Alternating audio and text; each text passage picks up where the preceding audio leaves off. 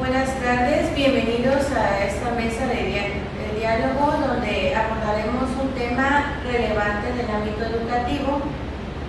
Reflexionaremos desde un pensamiento crítico y holístico las reformas educativas, cambios curriculares y el impacto del docente como actor principal. A lo largo de esta sesión exploraremos cómo los cambios curriculares han influido en la práctica docente y qué implicaciones tienen para el futuro de la educación en México. Me acompaña para esta mesa, comenzando por mi izquierda, el compañero maestro Eduardo Brito. Gracias. Hola, ¿cómo estás? Muy bien, gracias por acompañarnos. La maestra Laura Armán. Muchas gracias. La maestra Cristania Sánchez y el maestro Félix Santiago. Gracias. Y una servidora, Cristel, que estaré fungiendo como moderadora. Antes de pasar a las preguntas, es preciso mencionar las reglas para esta mesa. El respeto a la diversidad de opiniones es fundamental y cada intervención será alternada y la duración será de 2 minutos. Posteriormente, si gustan realizar alguna aportación o algún comentario al finalizar cada pregunta. En el transcurso de las últimas décadas hemos sido testigos del constante proceso de reformas educativas en nuestro país, influenciadas por diferentes corrientes ideológicas y políticas. Uno de los aspectos fundamentales que exploraremos en esta mesa es cómo los cambios curriculares han impactado en la práctica profesional de los docentes y en la preparación de los estudiantes para enfrentar los desafíos del siglo XXI. Y además analizaremos los diferentes enfoques y modelos de reforma educativa desde el neoliberalismo hasta propuestas más democráticas y cómo estos han moldeado la realidad educativa en nuestro país. Vamos a comenzar por explicar a grosso modo lo que es reforma educativa, como lo explica Ornelas en su libro La contienda por la educación en el 2018. Según el autor, las reformas educativas abarcan un amplio aspecto de posibilidades y a menudo carecen de definiciones precisas, lo que refleja la complejidad y la diversidad de este campo. Y en el ámbito global, diversas organizaciones como la UNESCO y la OCDE promueven un modelo neoliberal y la estandarización de la educación. Y por otro lado, existe una corriente que aboga por una reforma democrática, desarrollando una formación integral y la participación ciudadana. Sin más preámbulo, vamos a comenzar con las preguntas.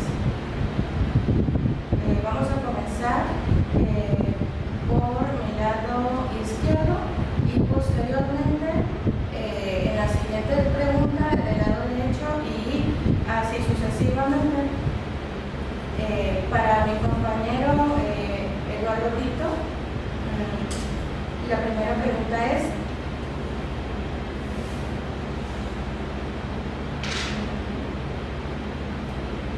¿de qué manera la formación continua de los docentes impacta en su práctica profesional y en la preparación de los estudiantes ante las reformas educativas y cambios curriculares?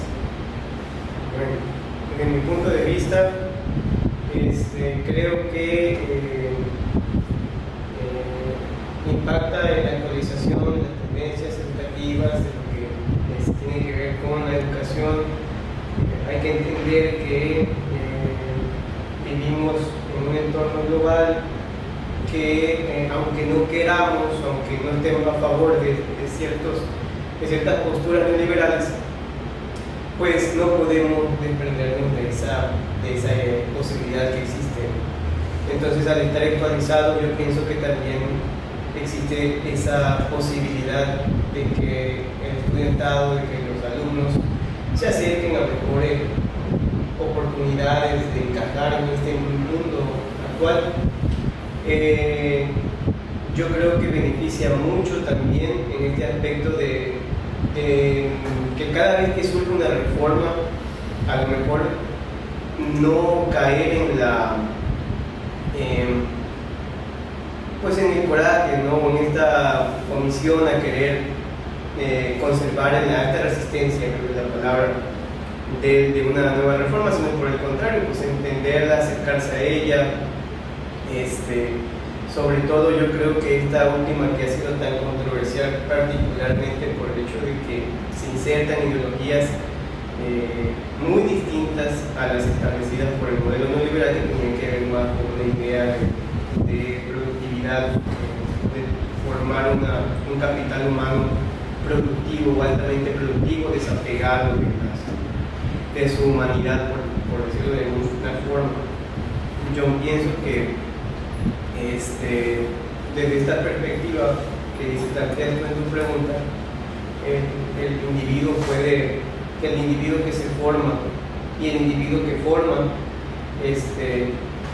pues pueden insertarse en un mundo global, en esta sociedad mundial que no deja ni va a dejar de ser tendencia, por llamarlo de alguna forma. Ok, muchas gracias. Continuando con las participaciones de mi compañera Laura, la pregunta sería la misma: ¿de qué manera la formación continua de los docentes impacta en su práctica profesional y en la preparación de los estudiantes ante las reformas educativas y cambios curriculares? Bueno, considero que dependiendo de la formación que tenga el docente, también es la forma en la que enseñan a sus estudiantes. Por ejemplo, cuando en muy inicios de la educación estaban las escuelas lancasterianas, pues hacían una transmisión del conocimiento y trabajaban mucho con la memorización. Entonces ahí podían ver cómo algunos eran instruidos por los maestros y los mayores luego instruían a los pequeños, ¿no? Entonces es como una repetición de lo que el maestro sabe. Entonces sí es muy importante que el maestro también se mantenga actualizado, que pueda aprender de diversas maneras, que desarrolle sus mismas capacidades para poder entonces ayudar al estudiante a enfrentar los retos que se tienen actualmente en un mundo globalizado, ¿no? Y ante las reformas, pues también es importante cómo el docente se apropia de las reformas, porque dependiendo de cómo las entiende incluso, es como las aplica. O sea, la reforma puede mencionar algo en el discurso, pero puede haber aplicaciones o entendimientos o interpretaciones de la misma diferentes dependiendo de la persona, y entonces puede aplicarse de manera diferente. Creo que sí se necesita en este caso pues también enseñar al maestro de qué se trata la reforma para que entonces pueda ser implementada de la mejor manera y esto pues beneficie también a los estudiantes. Claro, como tenerlos al tanto, ¿no? Por hacerlos parte de, ¿no? Así es. ¿Algo que aportar, mi compañera Gisani? ¿Me podrías repetir la pregunta, por favor? Claro que sí. ¿De qué manera la formación continua de los docentes impacta en su práctica profesional y en la preparación de los estudiantes ante las reformas educativas y cambios curriculares? Bueno, a mí me gustaría retomar la pregunta con respecto a los modelos democráticos. Por ejemplo, el que pues se está presentando, se está promoviendo hoy en día. Ornelas, si bien es cierto, publica su obra antes de que se dé a conocer lo de la famosa nueva escuela mexicana, habla de los modelos democráticos y menciona que la importancia de una preparación del profesor es que pueda también formar a sus alumnos de manera cognoscitiva y de manera afectiva, para que así los estudiantes puedan desarrollar esta creatividad, este pensamiento divergente, nuevas formas o nuevas rutas para llegar al conocimiento. Entonces me parece que utilizando un poco estas ideas de Ornelas también se puede pensar en por qué es importante esta formación continua en el profesorado desde el modelo democrático, que es lo que estamos viviendo hoy en día, para que así pues el estudiante pueda no solamente tener un aprendizaje programado, sino algo más hacia la parte humanística, que es lo que buscan los nuevos modelos, las nuevas tendencias, y que también tanto el alumno como el docente estén al tanto de eso. El docente no puede conocer la reforma sin que el alumno por lo menos no sepa cuál es el proceso que está llevando en su aprendizaje. Gracias. Continuamos, Kevin, con la pregunta: ¿de qué manera la formación continua de los docentes impacta en su práctica profesional y en la preparación de los estudiantes ante las reformas educativas y cambios curriculares?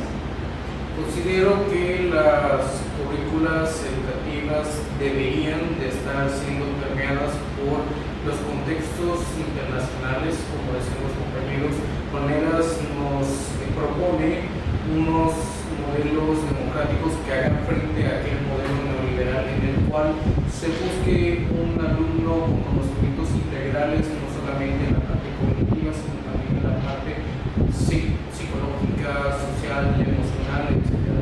Algo que se ha venido implementando desde la Nueva Escuela Mexicana en su plan para la educación básica, el cual también menciona un ámbito que ha transformado la manera de enseñar hoy en día y que ha permeado cómo educa el docente hoy en día, el cual fue la pandemia del COVID-19.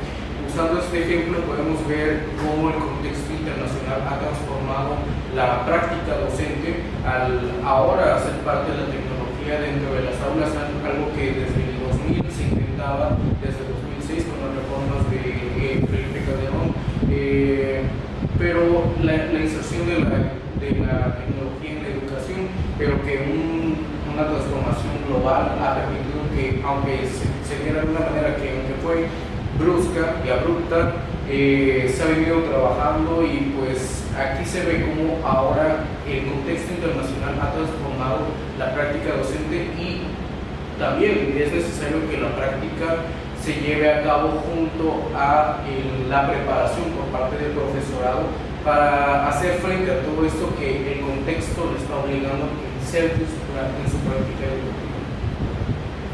Gracias. ¿Alguien más gusta añadir algo? Sí, en mi caso yo considero que muchas veces el discurso internacional también tiene pues estos vistazos de intereses de grupos que están en el poder y que finalmente por lo que velan es por su propio interés. Entonces, no necesariamente guiarse por las políticas internacionales, sino también son dignas de criticarse, no porque sea lo que se mencione de forma internacional tenga que seguirse, sino también hacer una crítica y ver si realmente el trasfondo ideológico sigue siendo el mismo, aunque de repente cambie un poquito el discurso, simplemente para que sea mayormente aceptado, pero su práctica siga siendo la misma. Entonces sí considero que ese ejercicio reflexivo y crítico es importante ante discursos internacionales. Muchas gracias. ¿Alguien más? Ok, continuando con la siguiente pregunta: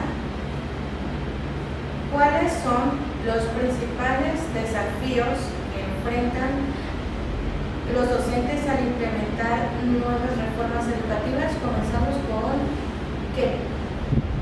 ¿Poder repetir la pregunta? ¿Cuáles son los principales desafíos que enfrentan los docentes al implementar nuevas reformas educativas?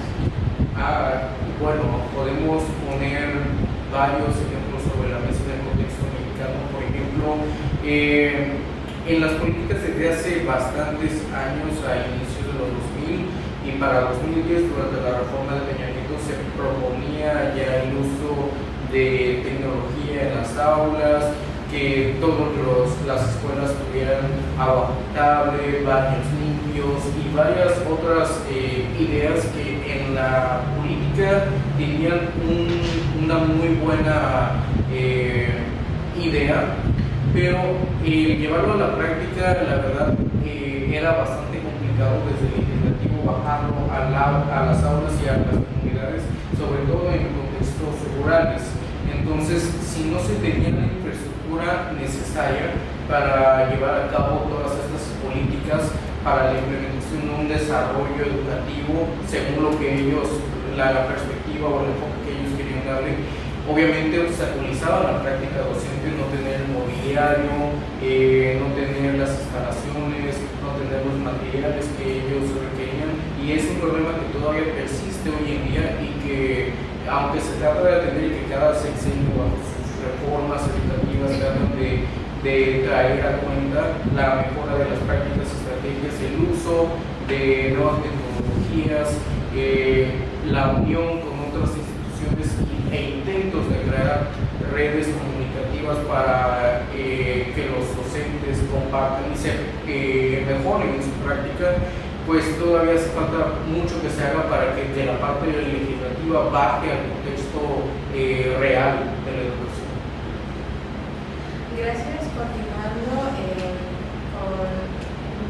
Estania, ¿cuáles son los principales desafíos que enfrentan los docentes al implementar nuevas reformas educativas? Me parece que antes incluso de llevarlas a cabo no hay un convencimiento por parte de los docentes, no hay una confianza de los docentes a las políticas, a la normativa, a las instituciones. Luz Helena Galván en el análisis que realiza de las constituciones en su libro hace una excepción con México y menciona cómo en México no hay esa confianza, no hay ese puente.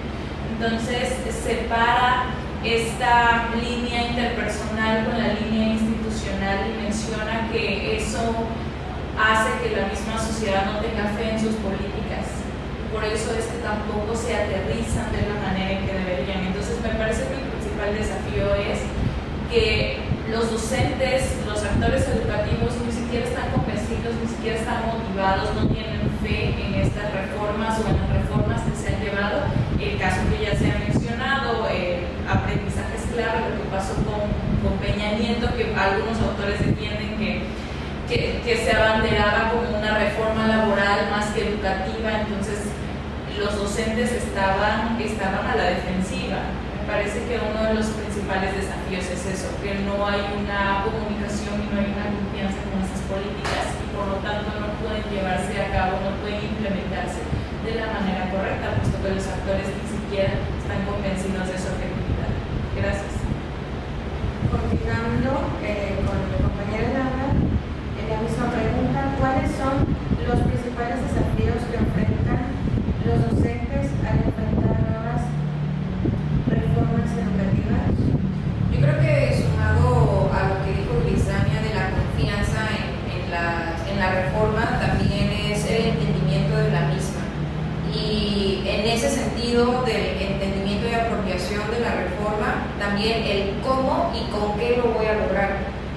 Como bien mencionaba Kevin, a veces si se implementa cierta reforma, bueno, también eso implica recursos, infraestructura que no siempre se cuenta en la escuela. O sea, hay veces que ni siquiera para el mantenimiento hay, creo que lo menciona también el plan sectorial de educación actual, que efectivamente se necesita también presupuestos y recursos para la educación, incluso hasta para el mantenimiento del mismo edificio, ¿no? Entonces creo que la pregunta de cómo lograrlo y con qué lo voy a lograr, con qué recursos lo voy a lograr, son algunos de los desafíos que también se enfrentan los docentes, y para poderlo subsanar creo que se necesita trabajo colaborativo, es decir, que no solamente sea como que, bueno, este ya es el nuevo trabajo que van a realizar los maestros, sino también por parte de las instituciones buscar estas maneras de poder solventar el cómo y con qué lo voy a realizar.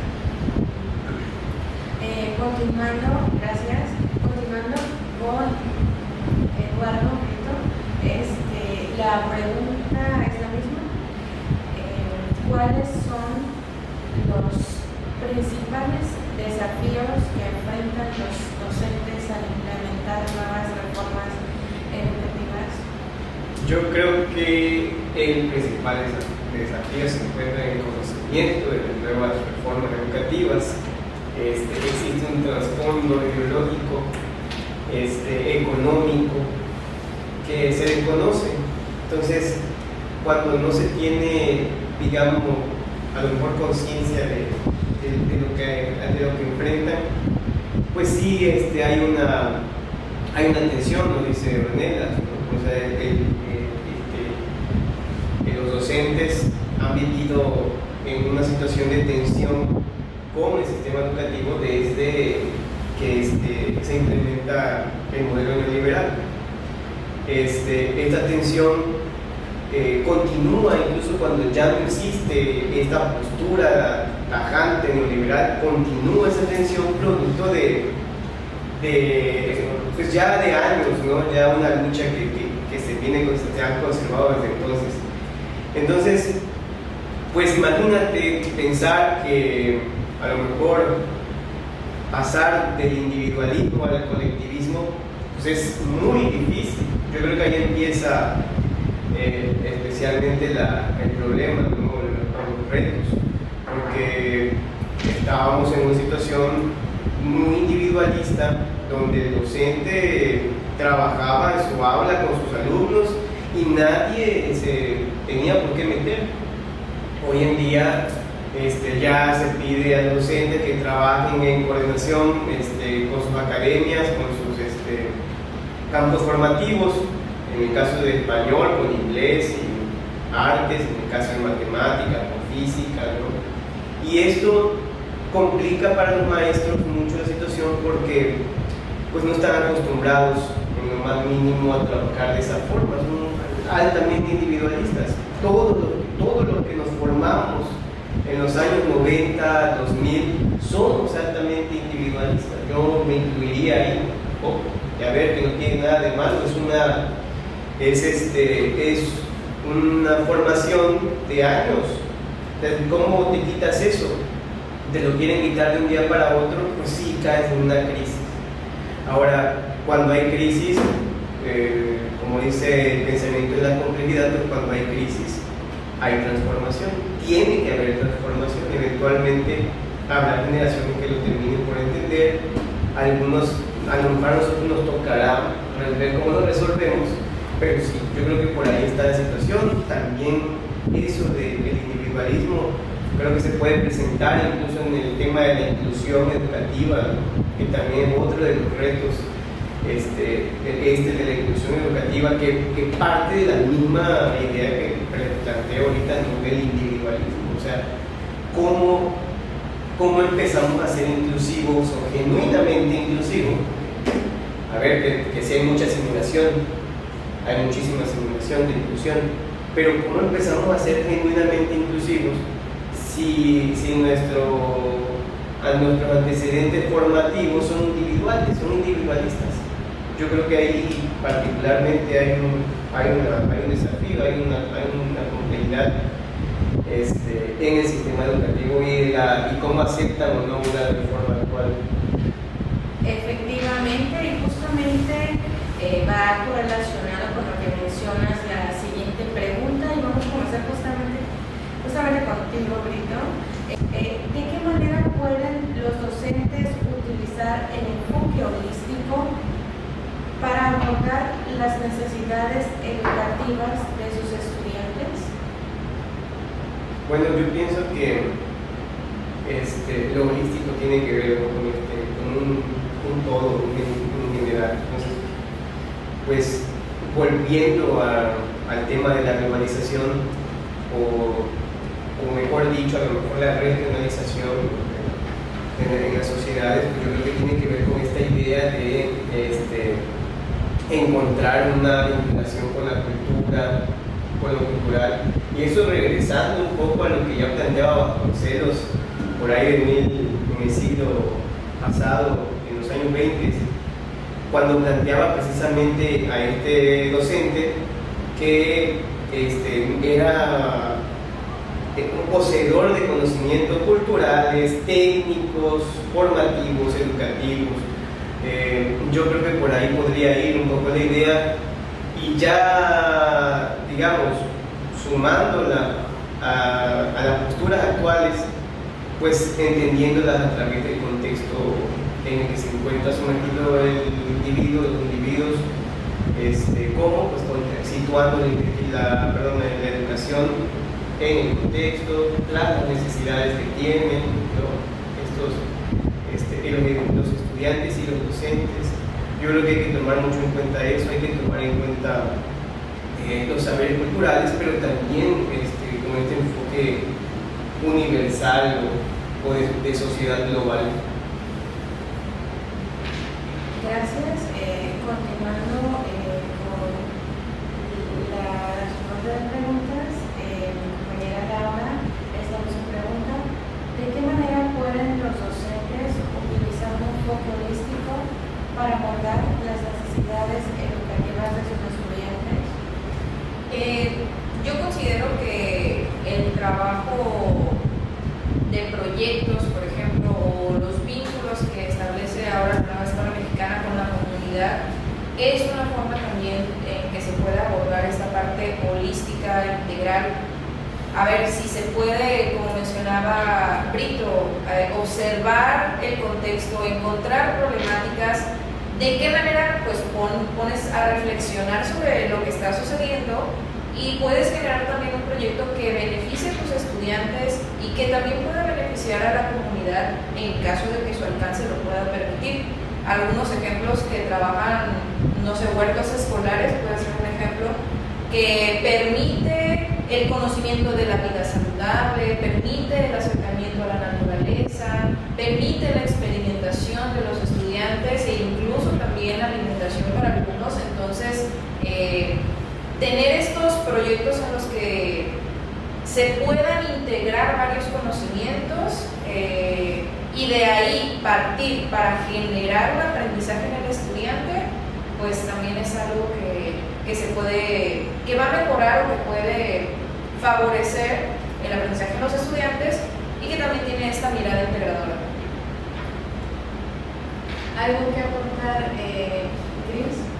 Sí, con relación a esta pregunta, pues aunado a lo que han comentado los compañeros, me parece que en la educación básica se puede trabajar con la interdisciplinariedad, este diálogo entre las distintas disciplinas, que es lo que a lo que se está invitando, a lo que se está promoviendo. Algunos profesores solemos ser celosos o egoístas con nuestra asignatura y no estamos acostumbrados o no tenemos la apertura a compartir, a dialogar. Entonces, usar la interdisciplinariedad, y en el caso de la educación superior, pues ya se está invitando, ya se está promoviendo en muchas escuelas este enfoque transdisciplinar, que el mismo CONACYT está pidiendo desde el 2018 a los programas, para que ya no sea solo una invitación, sino para que sea parte de unirse a las nuevas tendencias, a tener una apertura, un pensamiento transdisciplinar, que es un proceso. Todavía la semana pasada una compañera mencionaba que pues hay doctores que ven la transdisciplinariedad como un pensamiento mágico, ¿no? Entonces vale la pena el seguir trabajando, el seguir promoviendo de qué trata este pensamiento e irlo entendiendo, porque es algo que todavía estamos descubriendo. Entonces me parece que eso es también una forma holística de trabajar y de promover de parte de los docentes el pensamiento holístico en los estudiantes. Gracias. Claro. Muy interesante la aportación y sobre todo que es muy enriquecedor. Maestro Kevin, ¿algo que desea aportar? Bueno, desde mi perspectiva, hay bastante que hacer para lograr niños, adolescentes adolescentes y jóvenes que tengan conocimientos integrales. Desde mi punto de vista, yo creo que sí, como dicen mis compañeras, ya se está haciendo algo para revertir y desprendernos de todas esas tradicionalidades que traían los docentes y el magisterio en general en generaciones anteriores, porque se permeaba mucho esta enseñanza por parte de lo que las reformas marcaban y los directivos marcaban a partir de ellas lo que ellos les decían que hicieran. Hoy hay una mayor libertad, como dice el plan actual de la nueva escuela mexicana para la enseñanza de nivel básico, da mucha más libertad al magisterio, pero sí les pide que dentro de su manera de enseñar se mantenga esta visión de creación de un ciudadano integral, en el cual se mantengan sus ejes que propone salud, bien comer, lingüística, intercultura. Entonces, por suerte, ya se está dejando atrás toda esta disciplina que se permeaba más por números, por calificaciones, por datos cuantitativos, y ya se busca un estudiante que sea capaz de ir transversalmente al conocimiento, pero hay mucho que hacer todavía y esperemos que las siguientes reformas sigan ese mismo eje y no se deconstruya para volver a construir algo completamente nuevo que permita desorden otra vez entre los actores del medio educativo. ¿Alguien desea aportar algo con relación a esta pregunta? No, más bien es ustedes. Perfecto. Continuamos entonces con la siguiente pregunta. ¿Cómo pueden las reformas educativas promover un enfoque más inclusivo y equitativo en el sistema educativo?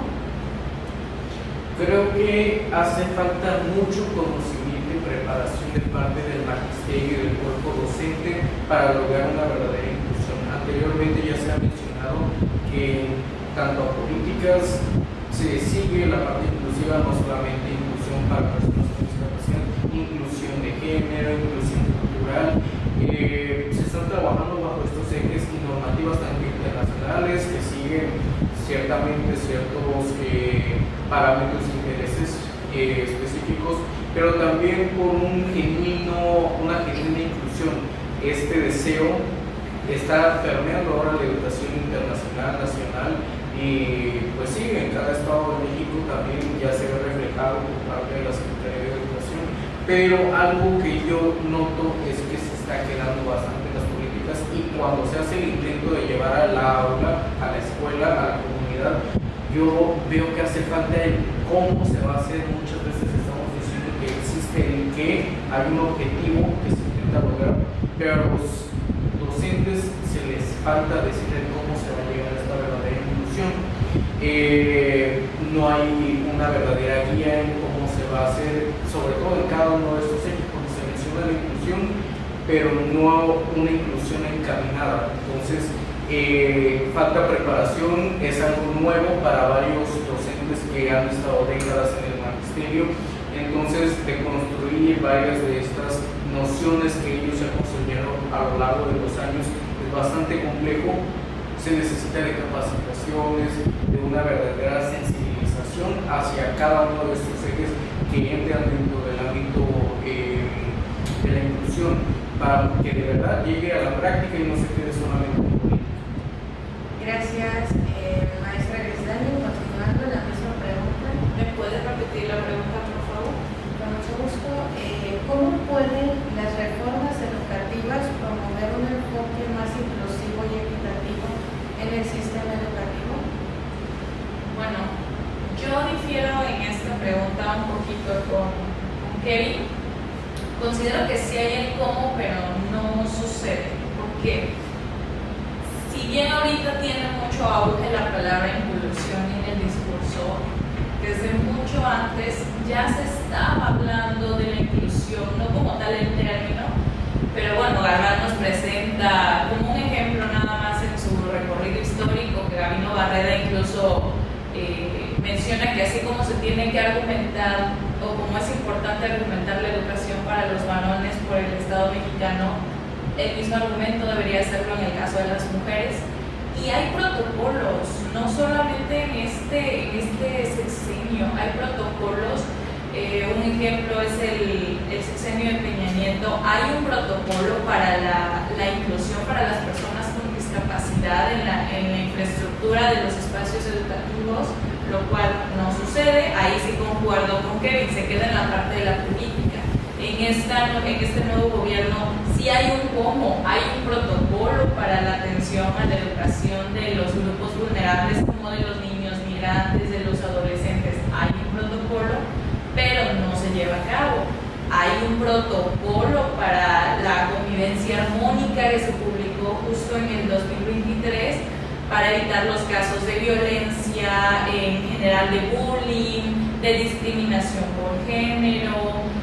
En la educación media superior también hay manuales en la educación básica, en el caso de la primaria, mencionando qué es la equidad de género, acciones en pro de la equidad de género. Entonces me parece que sí hay los protocolos en el caso de, si hablamos de inclusión, de cuestión de paridad de género, de grupos vulnerables como los migrantes, incluso el Plan Nacional menciona a los afromexicanos, a las lenguas indígenas, a los grupos indígenas, pero no hay realmente una supervisión de que se lleven a cabo. Muchas escuelas ni siquiera cumplen con el protocolo del sexenio de Peña Nieto de tener los espacios para las personas con alguna discapacidad motriz o con alguna discapacidad visual. Entonces se queda normalmente, como ya lo he mencionado en el discurso, no se lleva a la práctica, pero sí está en la política.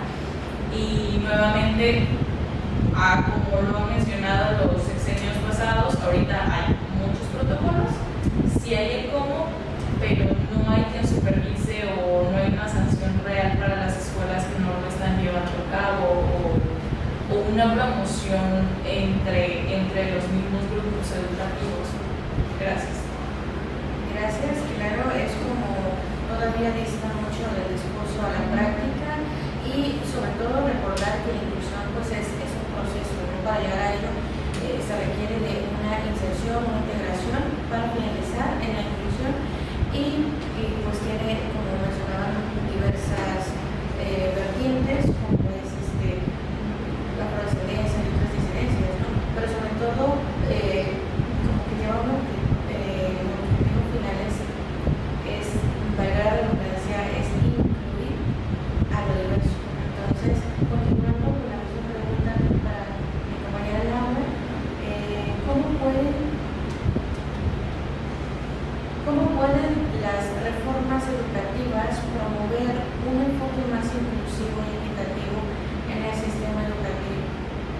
Creo que, como bien se dice, ya las reformas tienen esta perspectiva de inclusión al ya abordar temas de multiculturalidad, atender a grupos vulnerables, a las diversas etnias indígenas que hay, las personas con discapacidades también. O sea, creo que en el discurso sí está, y en este caso, en cuanto a la aplicación, me parece que lo que se necesita también es analizar por el contexto, ya sea regional, estatal, como se deba analizar cuáles son las necesidades que hay, cuáles son los mayores, por así decirlo, grupos vulnerables que existen, para realmente crear estrategias que puedan alcanzarlos. A ver, las desigualdades, o sea, esta parte de inclusión proviene también de desigualdades que existen, de oportunidades, también incluso para grupos vulnerables, por ejemplo. Entonces, creo que sí se está buscando volver a centrar la atención, a buscar apoyos, y me parece que la solución no se encuentra solo en reformas educativas, sino también se necesitan reformas sociales, también se necesitan reformas económicas, se necesita apoyar de las otras partes del sistema o de los otros subsistemas que existen para que se puedan apoyar a estos grupos vulnerables y que entonces haya oportunidades para que puedan acceder a la educación. Porque, a ver, hay personas que, por ejemplo, grupos étnicos, que precisamente si no tienen, por ejemplo, si no tienen algo que comer, no se van a poner a pensar en ir a la escuela, se van a enfocar, por ejemplo, en conseguir el alimento para subsistir. Entonces, sí es algo importante que no solo se quede en lo educativo, sino que también existan otras reformas que apoyen y entonces se pueda salir adelante en esta inclusión que se busca. Gracias, Laura. Continuamos con la misma pregunta con el compañero Eduardo. Bueno, yo creo que el tema de la inclusión tiene tintes paralelos al educativo, porque va de la mano con una cuestión económica, cultural, porque siendo realistas, en un modelo neoliberal, económicamente hablando, pues no produce lo mismo alguien con una discapacidad que alguien que no tiene una discapacidad, hablando de discapacidad.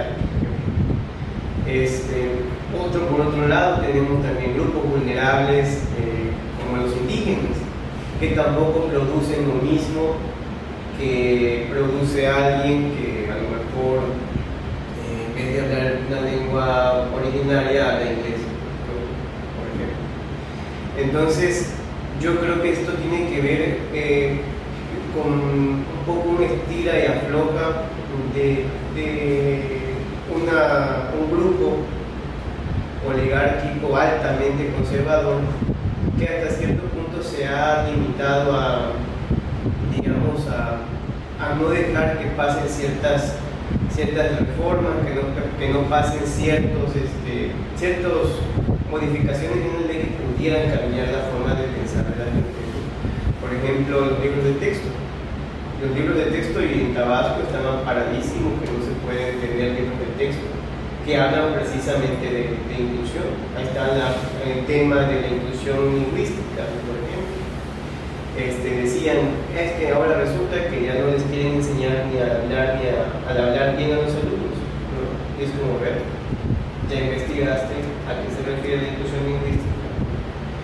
Pero pues es un poco esta idea que tienen estos grupos de derecha, que siempre ha sido, desde mi punto de vista, basar sus propagandas en el miedo de que a lo mejor lo inclusivo nos llevaría a una baja productividad, ¿no? Aunque en el discurso digan que sí son inclusivos. Eso es una hipocresía, por llamarle de una forma. Yo pienso que el actual modelo que está rigiendo el país sí busca que seamos, o que la población sea inclusiva, y lo vemos a través de las becas. ¿Por qué? Porque no se busca que el estudiante reciba un dinero para que estudie. No, lo que se busca es precisamente eso, reducir las desigualdades.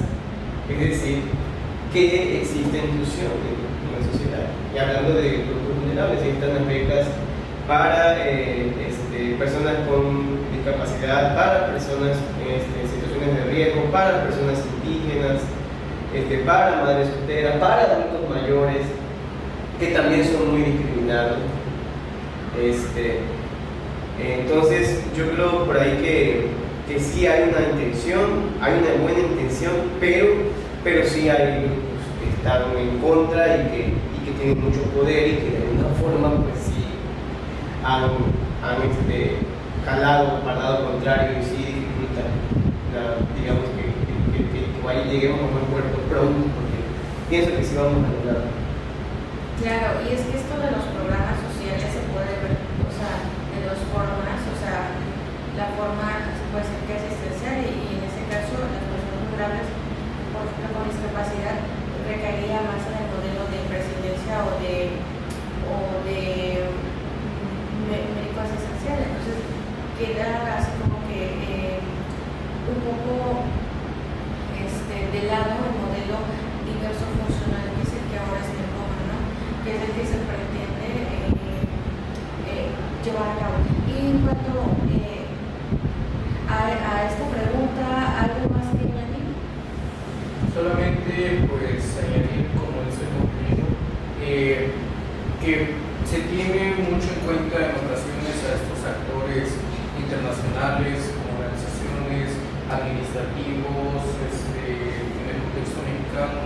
sistemas, sindicatos, docentes, pero olvidamos el rol, un rol muy importante o unos sectores muy importantes que cumplen un rol en el proceso de enseñanza y aprendizaje, el cual es la sociedad, el contexto social y cultural en el que se desempeña la persona. A veces no cumplen, la política lo dice, la parte administrativa lo dice, los docentes intentan implementar una educación más inclusiva, pero que hay en la sociedad como agente formador del estudiante. Las familias también son parte de eso. Nosotros, al menos en mi caso, que yo me desempeño en el área de lenguas, es cierto que existe incluso arraigado esta educación, esta idea de que la parte hablada correcta de una lengua es un sinónimo de educación, de que la persona que habla con las estructuras correctas, con las normas correctas de la lengua, es una persona más educada. Entonces ahí se discrimina. Yo he visto bastante discriminación hacia personas con con un discurso bastante más humilde, pero recordemos que en el área de lenguas, las lenguas son de aquel que lo habla. Entonces, cuando se hace esta distinción, se pierde la parte de inclusión, se pierde todo esto y se vuelve de un carácter bastante más contradictorio de lo que se busca. Exclusivo. Exclusión. ¿Eduardo iba a contar algo? No. Vamos a pasar a la última pregunta. Vamos a comenzar justamente por nuestro Kevin. ¿Qué estrategias pueden adoptarse para fomentar un pensamiento crítico y holístico en el proceso educativo, tanto para docentes como para estudiantes? Es necesario, en mi opinión, tal como lo dicta el Plan Nacional actual, que los docentes y alumnos sigan esta propuesta que tienen acerca de una enseñanza no por proyectos como ellos lo quieren decir que sí, es por proyectos, pero su corazón, su objetivo, su esencia está en el descubrir el conocimiento por una búsqueda, por inclusión de la curiosidad, usando partes del método científico, pero para ello, para lograr este tipo de aprendizaje es requerido que el docente conozca las bases de cómo llevar a buen término este proceso, ya que si lo desconoce el docente, obviamente no será capaz de implementar esto, de enseñar esto al alumno y de infringir este aprendizaje por curiosidad para que el alumno descubra el conocimiento por sí mismo y ser solamente su guía. Si lo desconoce no va a poder cumplir este rol de guía. Entonces se hace falta esto, que el docente tenga esta formación, que el alumno esté abierto y que obviamente el contexto en el que se desarrolle también coopere para que se rompa la enseñanza tradicional y se adopten estas nuevas metodologías. Gracias. ¿Algo que agregar, Cristania? Sí, me dices la pregunta, por favor. Okay. ¿Qué estrategias pueden adoptarse para fomentar un pensamiento crítico y holístico en el proceso educativo, tanto para docentes como para estudiantes? Bueno, me parece que una de las necesidades que el Plan Nacional de Educación Básica deja claro que tenemos es la falta de lectura.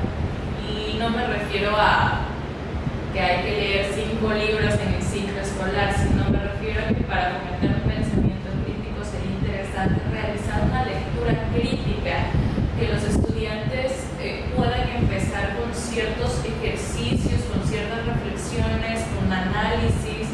Los procesos se han vuelto muy mecánicos, incluso en las materias de lectura, redacción, expresión oral, escrita, se han vuelto reportes, se han vuelto muy conductuales. Entonces me parece que la lectura crítica puede ser importante. Se ha vuelto demasiado cuantitativo y entonces creemos que si el alumno de preparatoria lee 4 libros en el ciclo escolar, ya hay una intención, ya hay una crítica, cuando, a ver, con una novela corta como Aura de Carlos fuentes, pero con un verdadero análisis, con una verdadera reflexión, con una verdadera discusión, se puede lograr mucho más, aunque sea una obra, que el monto de 5 obras. Entonces me parece que fomentar la parte de la lectura puede despertar el pensamiento crítico, tanto en los estudiantes como en los docentes, y estar abiertos también a escuchar estas experiencias de los docentes, porque es un intercambio.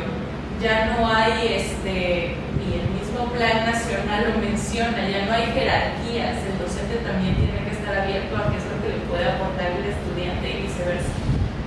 Me parece que eso sería un ejemplo de estrategia para lo que preguntas. Gracias. Gracias, claro, es como un aprendizaje colaborativo. Laura, algo más que aportar a la pregunta. ¿Qué estrategias pueden adoptarse para fomentar un pensamiento crítico y holístico en el proceso educativo, tanto para docentes como para estudiantes? Creo que efectivamente sí es importante despertar de nuevo la curiosidad por conocer y por aprender.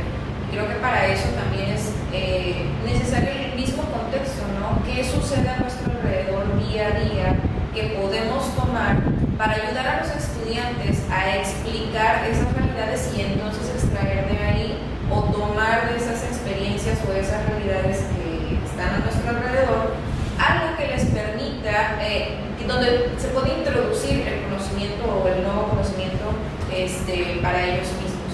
Y para eso pues el vínculo, considero que ese vínculo que se está contemplando en la nueva escuela mexicana con la comunidad es muy importante, y no solamente recae en el profesor, creo que también es importante esta colaboración entre padres de familia, directivos, cómo pueden ellos también influir para generar estos espacios en los que pueda haber más reflexión, en los que se pueda educar más el pensamiento que la repetición.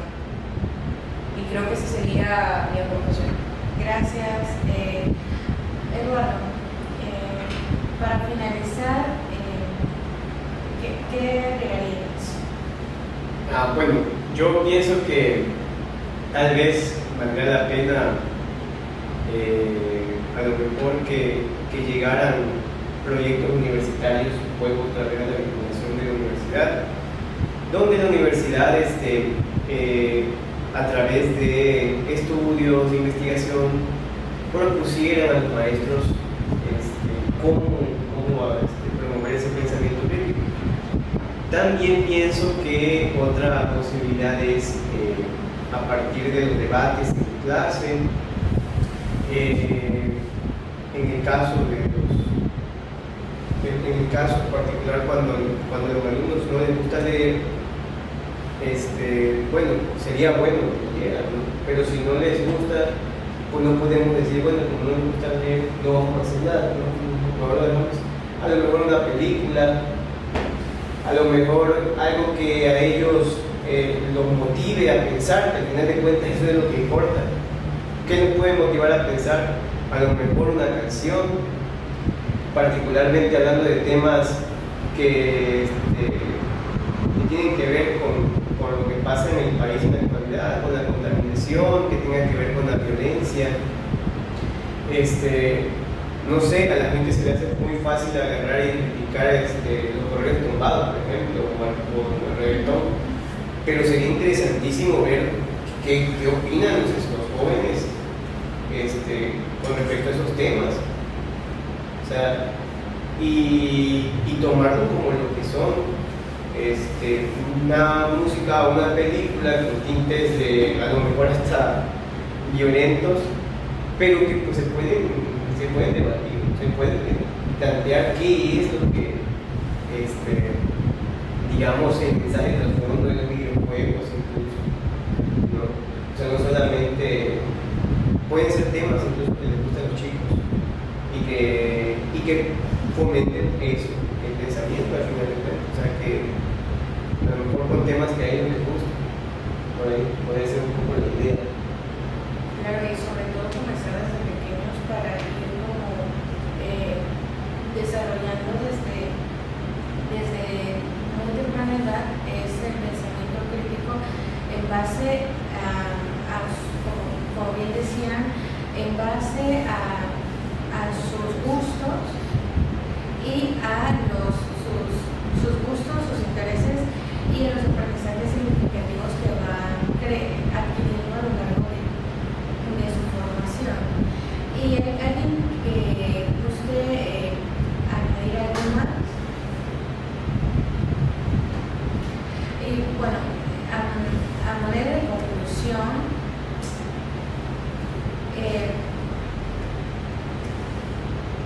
vamos a finalizar esta mesa redonda comentando que es evidente que las reformas educativas y los cambios curriculares tienen un impacto significativo en la labor de los docentes y en la calidad educativa que reciben nuestros estudiantes, y pues es fundamental reconocer la importancia de una formación continua para los maestros que les permita adaptarse a los nuevos contextos y desafíos que enfrentan la educación en el siglo XXI.